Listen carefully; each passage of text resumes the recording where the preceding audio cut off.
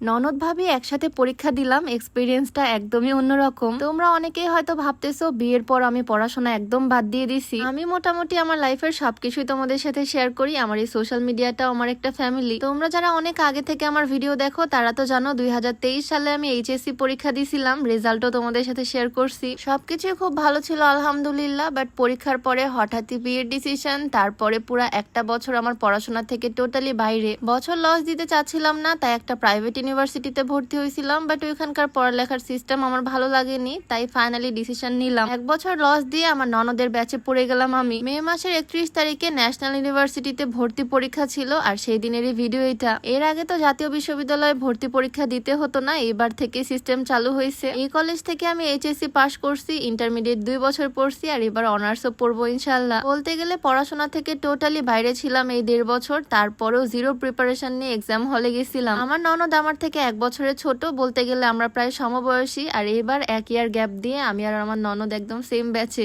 আমরা দুজন আজকে একসাথে পরীক্ষা দিলাম, বাট গ্রুপটা আলাদা, কারণ ওই এইচএসসি পরীক্ষা দিয়েছে আর্টস থেকে, ও আর্টস থেকে এক্সাম দিল, আর আমি দিলাম সায়েন্স থেকে। অনেকগুলো ভার্সিটিতে ও অ্যাডমিশন দিছিল, বাট আনফরচুনেটলি হয়নি। আসলে অ্যাডমিশন দিতে যোগ্যতা যেমন লাগে, সাথে সাথে ভাগ্যেরও প্রয়োজন হয়। লাক ফেভার না করলে আসলে কোনো কিছু সম্ভব না। এই এক্সামটা দিয়েও আমার ননদ খুব টেনশন করতেছিল, তাই ওকে বারবার বোঝাচ্ছিলাম কোনো সমস্যা নাই, দুজনেরই চান্স হয়ে যাবে ইনশাল্লাহ। আর আলহামদুলিল্লাহ সেইটাই হয়েছে। আমরা দুজন এখন হয়ে গেলাম এখন থেকে ব্যাচমেট। দুজনের কোশ্চেন মিলাচ্ছিলাম, যদিও আমাদের কোশ্চেনের গ্রুপ সাবজেক্ট গুলো আলাদা। এক্সাম দিতে যাওয়ার সময় আমি খুবই নার্ভাস ছিলাম, তাই যাওয়ার সময় কোনো ভিডিও ক্লিপ নিতে পারিনি। এক্সাম দেওয়ার পর যখন একটু কনফিডেন্স পেলাম যে না এক্সাম ভালো হয়েছে, তারপর থেকে টুকিটাকি ক্লিপ নিছি। আর আজকে রেজাল্ট পাওয়ার পর তোমাদের সাথে শেয়ার করলাম। আমার কনফিডেন্স লেভেল একদম জিরো ছিল, কোনো রকমের প্রিপারেশন ছিল না। বাট আমার ফ্যামিলি মেম্বাররা, বিশেষ করে আমার শাশুড়ি, আমার হাজবেন্ড অনেকবার আমাকে বলছে এক্সাম দাও, আমরা জানি তুমি পারবা। আর এই তো আজকে রেজাল্ট দিল, পেরেও গেলাম আলহামদুলিল্লাহ। আল্লাহ যা করে ভালোর জন্যই করে।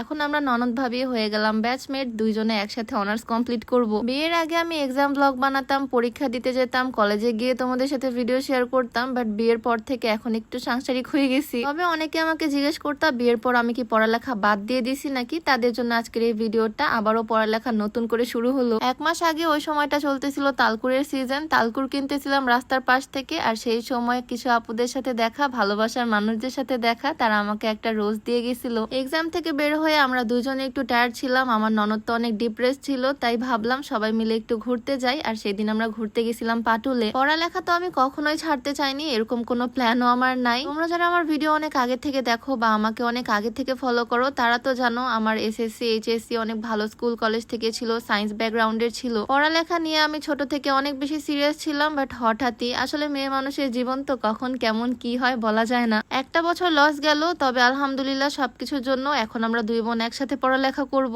আজকে আমি যে দিনটায় ভিডিও এডিট করতেছি, আজকে এইচএসসি পরীক্ষা দিল 25 সালের ব্যাচের স্টুডেন্টরা। পাশাপাশি আজকে আমাদের ন্যাশনাল ইউনিভার্সিটির ভর্তি পরীক্ষার রেজাল্টও দিয়ে দিল। আমার সাবজেক্ট আসে জুলজিতে, যদিও এটা এখনো ফিক্সড না। আর কবে থেকে কলেজ জয়েন করব সেটাও এক্সাক্ট এখনো জানি না। তবে পড়ালেখায় আর গ্যাপ দেওয়ার ইচ্ছা নাই, ইনশাল্লাহ এইটুকু শিওর। সবাই আমাদের দুজনের জন্য দোয়া করে দিও। আর যারা এবছর এইচএসসি পরীক্ষা দিচ্ছ তাদের জন্য অনেক অনেক দোয়া ভালোবাসা থাকলো। ওই দিনটাতে আমরা সকাল সকাল এক্সাম দিতে বের হয়েছিলাম ননদ ভাবি দুজন মিলে। দুজনের পরীক্ষায় মোটামুটি ভালো হয়েছিল, আর এক্সাম দিয়ে বের হয়ে আমরা চলে গিয়েছিলাম পাটুলে ঘুরতে। আমাদের নাটোর শহরের মধ্যে অনেক সুন্দর একটা জায়গা হচ্ছে এই পাটুল। এখন বর্ষাকালে এখানকার সৌন্দর্য আরো বেড়ে গেছে। রিসেন্ট আমরা আবারও প্ল্যান করতেছি ঘুরতে যাওয়ার, আর গেলে তো অবশ্যই তোমাদের সাথে ভিডিও শেয়ার করব। আর ভিডিওর মাঝে যে বিষয়টা না বললেই না, তোমরা যারা এত খাওয়া দাওয়ার পরও আমার মতো চিকন থাকতে চাও, চাইলে এই স্লিমিং টিটা ট্রাই করতে পারো। এটা সম্পূর্ণ প্রাকৃতিক উপাদান দিয়ে তৈরি, তাই কোনো রকমের সাইড এফেক্টের ভয় নাই। এটা শরীরে অতিরিক্ত মেদ চর্বি তো কমাবেই, আর ওজন কমানোর পাশাপাশি এটা গ্যাস্ট্রিকের সমস্যাটাকেও দূর করবে। এটা তোমরা বিউটি বাই লিম পেজ থেকে পাবা। পেজটা আমার ডেসক্রিপশনে মেনশন করে দেওয়া থাকবে, নাম্বারটাও স্ক্রিনে দিয়ে দেওয়া থাকবে। যাই হোক, দিনটা আমার জন্য অনেক বেশি মেমোরেবল ছিল,